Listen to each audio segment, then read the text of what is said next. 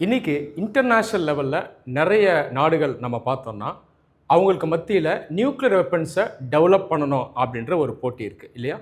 உதாரணத்துக்கு west ஏஷியாவில் Israel கையில் ஏற்கனவே நியூக்ளியர் வெப்பன்ஸ் இருக்குது. இவங்களோட ஈரான் போட்டி போடுறாங்க. ரீசண்டாக யூஎஸ் பிரசிடென்ட் டொனால்ட் ட்ரம்ப் என்ன சொல்லியிருந்தார்னா, ரஷ்யா சைனா கையில் அதிகமாக நியூக்ளியர் வெப்பன்ஸ் இருக்குது, அதனால் இப்போ நாங்கள் எங்களுடைய நியூக்ளியர் வெப்பன்ஸை இன்க்ரீஸ் பண்ண போகிறோம் அப்படின்னு சொல்லியிருந்தார். ஃப்ரான்ஸ் இப்போ ரீசெண்டாக என்ன சொல்லியிருக்காங்கன்னா, அவங்களுடைய நியூக்ளியர் ஆர்சனலை டெவலப் பண்ண போகிறோம், இனி நாங்கள் அமெரிக்காவை நம்பி இருக்க முடியாதுன்னு அவங்க சொல்லியிருக்காங்க. சரி, இப்போ நாடுகள் நியூக்ளியர் வெப்பன்ஸை போட்டி போட்டுட்டு டெவலப் பண்ண பார்க்குறாங்க, நம்பர்ஸை இன்க்ரீஸ் பண்ண பார்க்குறாங்க இல்லையா. இந்த கான்செப்டை பிஎஸ்ஐஆரில் நம்ம எப்படி புரிஞ்சுக்கணும் அப்படின்னா, இது பேர் நியூக்ளியர் ஆர்ம்ஸ் ரேஸ்.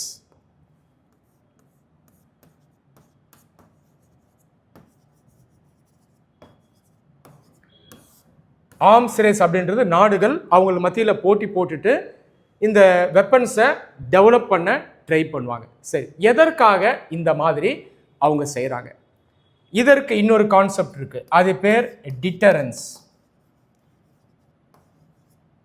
இப்போ ரெண்டு நாடுகள் எடுத்துப்போமே, கண்ட்ரி ஏ கண்ட்ரி பி. இந்த ரெண்டு நாடுகளுக்கு மத்தியில் உறவு சரியில்லை, எதிரி நாடுகளாக இருக்காங்க அப்படின்னு நம்ம அசியூம் பண்ணிப்போம். அப்போ A is a threat to B, B is a threat to A இல்லையா.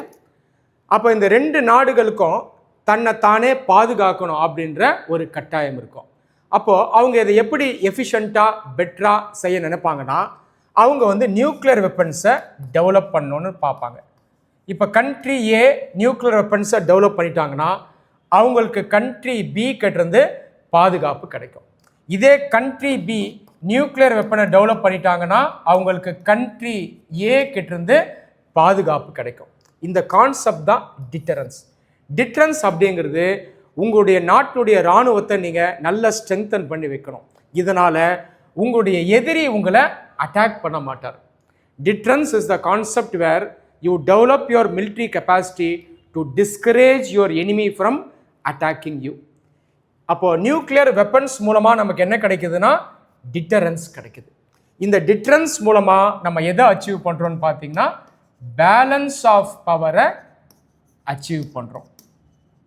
எப்படி எக்கனாமியில் பிஓபின்ற கான்செப்ட் இருக்கோ, அதே போல் ஐஆரில் பிஓபி அப்படின்ற கான்செப்ட் இருக்குது. உதாரணத்துக்கு இந்தியா பாகிஸ்தான் மத்தியில் 1970s நியூக்ளியர் ஆர்ம்ஸ் ரேஸ் இருந்தது.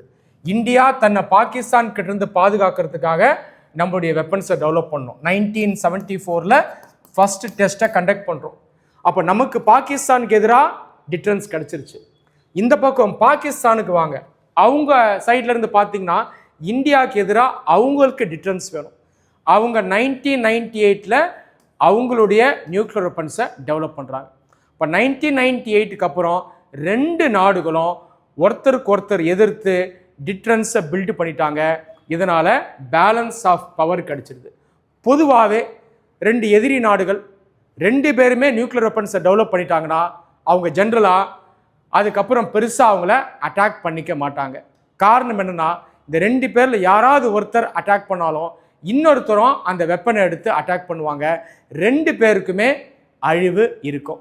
அந்த அடிப்படையில் பார்த்தீங்கன்னா America versus USSR, India versus Pakistan, இந்த ரெண்டு சைட்ஸுமே நியூக்ளியர் வெப்பன்ஸை டெவலப் பண்ணதுக்கப்புறம் அவங்களுக்கு மத்தியில் பெருசாக போர் அப்படின்றது நடக்காது.